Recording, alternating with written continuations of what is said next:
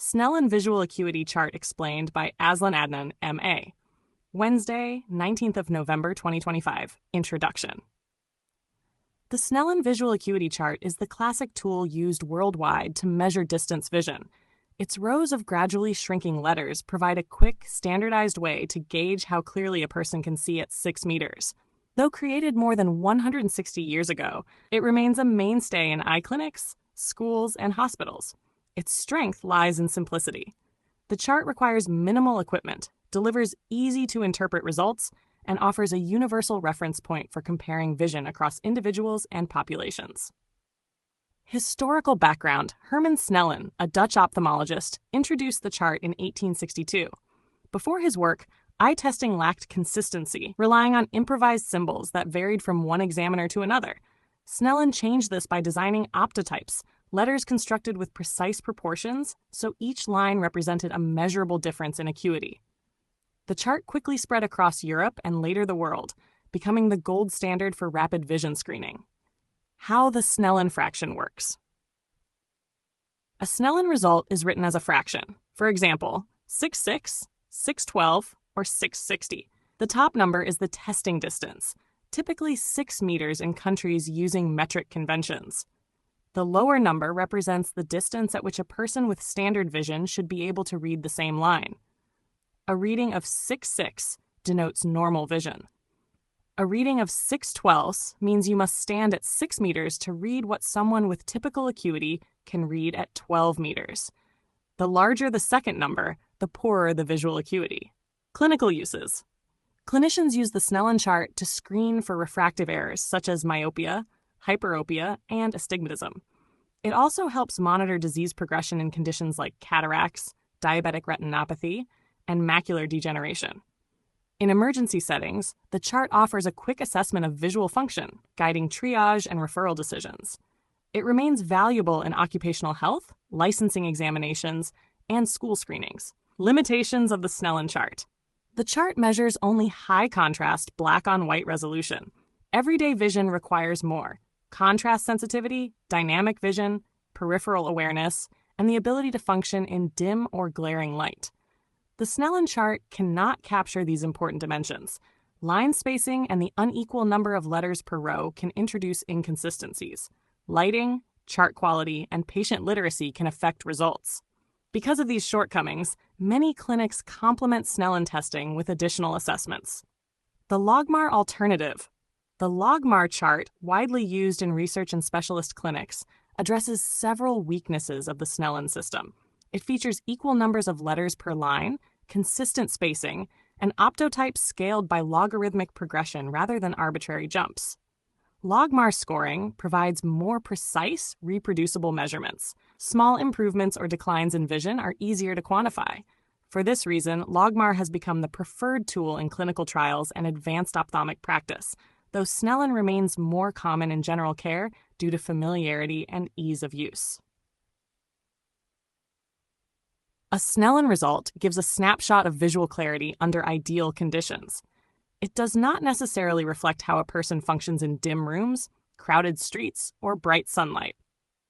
Two individuals with the same Snellen score may perform very differently in complex environments. Clinicians therefore interpret Snellen results alongside patient history, symptoms, and complementary tests. In cases of unexplained vision difficulty, contrast sensitivity testing, glare assessments, or visual field mapping often reveal issues that a Snellen chart cannot. Clinical examples.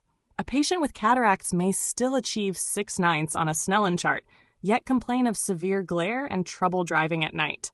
Another patient with early macular degeneration might achieve 6/12 but struggle with reading because of distorted central vision.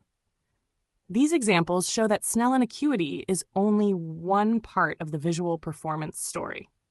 Conversely, someone with mild myopia might present with 6/12 vision that immediately improves to 6/6 with corrective lenses, illustrating how refractive errors can be cleanly identified through Snellen testing. Conclusion. The Snellen chart endures because it is quick, convenient, and universally understood. Its limitations are real, but its usefulness is undeniable. When paired with more refined tools and clinical judgment, it remains a vital component of modern eye care. Logmar Visual Acuity Chart Explained by AZLAN ADNAN, M.A., Wednesday, 19th of November, 2025. Introduction. Most people know the Snellen chart, the familiar poster with the big letter E at the top. It has been used for eyesight testing for more than a century.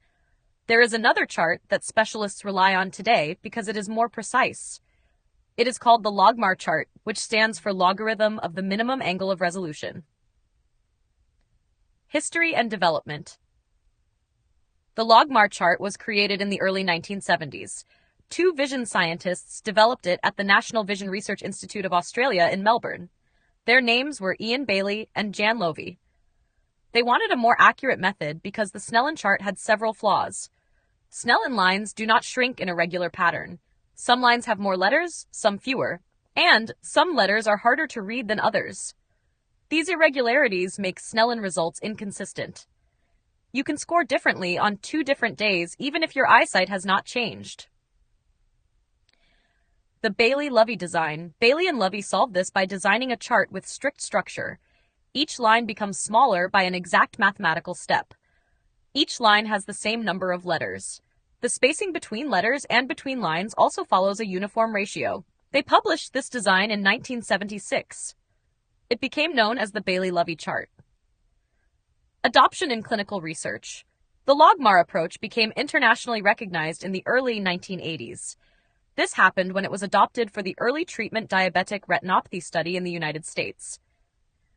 That study needed extremely stable measurements. The logmar chart proved ideal because every line is evenly spaced in difficulty. The modern ETDRS logmar chart is now used in research centers, eye hospitals, and low vision clinics. It is considered the gold standard for precise visual acuity measurement. How logmar compares to Snellen. A major difference between Snellen and logmar is how the results are expressed. Snellen uses fractions such as 6/6 or 6/12. Logmar uses a decimal scale. Lower numbers mean better vision, and higher numbers mean worse vision. 0.0 logmar equals 6/6. Each line changes by 0.1 in a predictable way. 0.1 logmar equals 67.5. 0.3 logmar equals 612. 0.5 logmar equals 619. 1.0 logmar equals 660. Because the steps are regular, logmar can detect small changes in vision over time. This is very important when monitoring disease or treatment response. Conclusion in short, Snellen is the chart most people recognize. Logmar is the chart specialists trust for accurate and repeatable results. An invitation, International Day of Persons with Disabilities, Wednesday, 3rd December 2025, 1200 to 14:30 hours. Venue MAB Canteen, Malaysian Association for the Blind, MAB Complex. Address Jalan Tebing, off Jalan Tun Sambanthan, 4 Brickfields, 50470 Kuala Lumpur. To commemorate the International Day of Persons with Disabilities this year, I am hosting an informal roundtable luncheon to discuss universal design. Panelists will include my friends with various disabilities, including vision impairment, physical disability, and hearing impairment, as well as my architect and lawyer friends. This informal discussion on universal design will be of interest to architects, town planners, civil engineers, quantity surveyors, advocates for accessibility and inclusivity, persons with disabilities, PWD, as well as caregivers and students of architecture and design. For a totally immersive experience, all sighted persons will be blindfolded throughout the event. Lunch will consist of a whole food, plant-based WFPB menu curated by me. This event is also open to members of the public. Attendance is by donation for able-bodied and sighted persons. Hopefully, your contribution will cover the cost of your lunch, as well as that of a PWD. Seating is limited, and at the moment there are 15 places left.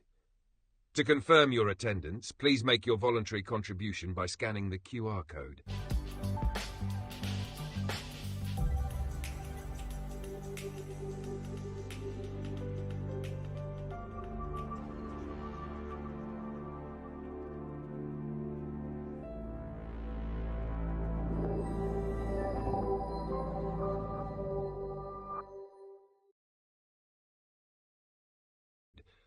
If you are unable to attend but wish to support this event, feel free to make a small donation, not more than 5% of your monthly income.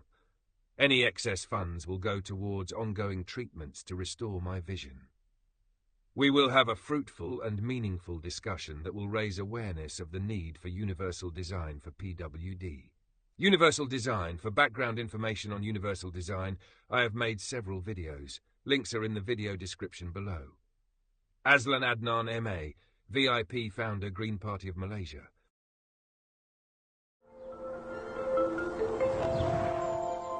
International Day of Persons with Disabilities, Wednesday, 3rd of December 2025.